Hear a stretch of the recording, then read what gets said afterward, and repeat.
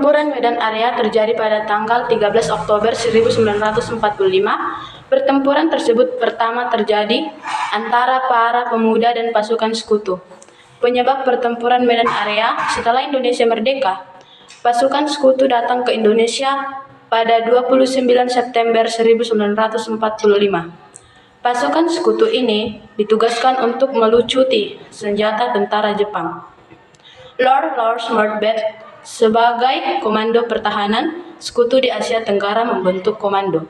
Mengutip dari komando tersebut bernama Allied Force North East Enders atau disingkat AFNAI. Tugas AFNAI ini untuk mengumpulkan tentara Jepang, bebaskan tawanan, dan melucuti senjata. AFNAI datang bersama sekutu tentara Belanda bernama Nederlandse Indisch Civil Administratie atau disingkat dengan NICA. Latar belakang pertempuran Medan Area disebabkan karena tentara sekutu yang membebaskan tawanan Belanda. Setelah dibebaskan, tawanan Belanda diberi senjata oleh sekutu. Brigadier Jenderal atau Kelly, pemimpin pasukan AFNI, mendapatkan perlawanan dari masyarakat.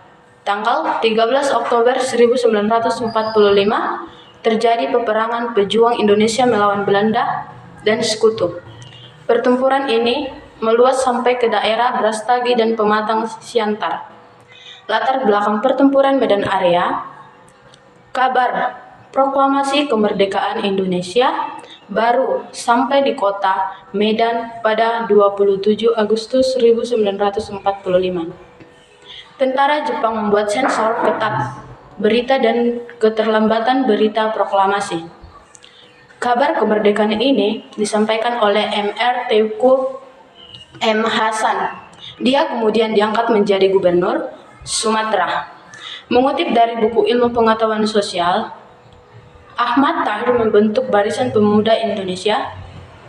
Kelompok ini beraksi pada 4 Oktober 1945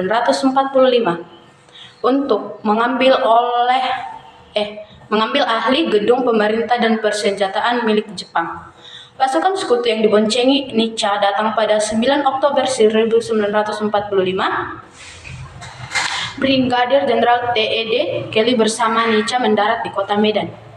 Tanggal 18 Oktober 1945, pihak sekutu mengeluarkan maklumat. Isi maklumat tersebut adalah larangan membawa senjata dan semua senjata harus diserahkan pada sekutu. Tanggal 1 Desember 1945, AFNI sampai memasang papan bertuliskan Fixed Boundaries Medan Area, yang artinya batas resmi wilayah Medan. Papan tersebut memicu kemarahan rakyat Sumatera Utara. Pihak sekutu dan NICA melakukan aksi serupa di beberapa kota di Indonesia. Hal ini memicu perlawanan Tentara Keamanan Rakyat atau disingkat TKR dan pemuda di Sumatera. Pada 10 Desember 1945, pasukan dari Inggris dan NICA berusaha menghancurkan kamp TKR di Traps. Namun, usaha tersebut digagalkan oleh pemuda. Para pemuda melakukan perlawanan hingga menghancurkan beberapa truk milik sekutu. Dampak pertempuran Medan Area: akhirnya dari pertempuran Medan Area terjadi pada bulan April 1946. Kala itu, sekutu mendesak pemerintah Indonesia keluar dari kota Medan, tetapi divisi TKR dan gubernur berhasil dipindahkan ke Pematang Siantar. Tentara Indonesia kesulitan karena mendapat serangan di beberapa wilayah yang dikuasai sekutu dan NICA. Akhirnya pada 10 Agustus 1945 diadakan pertempuran untuk membahas wilayah yang dikuasai sekutu. Pertempuran tersebut diadakan di tebing tinggi. Hasil keputusan pertempuran yaitu membentuk Komando Resemen Laskar Rakyat Medan Area di Traps.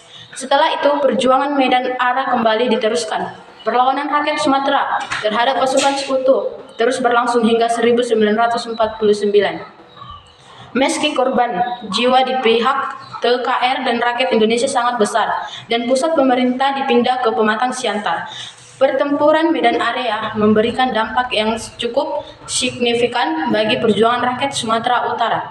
Pertempuran Medan Area mampu meningkatkan rasa nasionalisme rakyat. serta menginspirasi perjuangan daerah antara lain. Cukup sekian dan terima kasih.